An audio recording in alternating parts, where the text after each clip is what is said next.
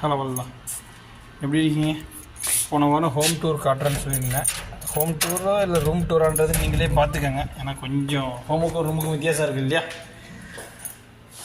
காட்டிடுவோம். மறுபடியும் கிச்சன் காட்டியிருப்போம். கொஞ்சம் லைட்டு போடணும் இல்லையா? கிச்சனை பார்த்தீங்கன்னா இதுதான் நம்ம கிச்சன். ஏற்கனவே பார்த்துருப்பீங்க. கிச்சனுக்குள்ளே கிச்சன், அதுதான் இந்த ஃப்ரிட்ஜ். பார்த்தீங்களா, ஓரளவு நீட்டாக தான் இருக்குது.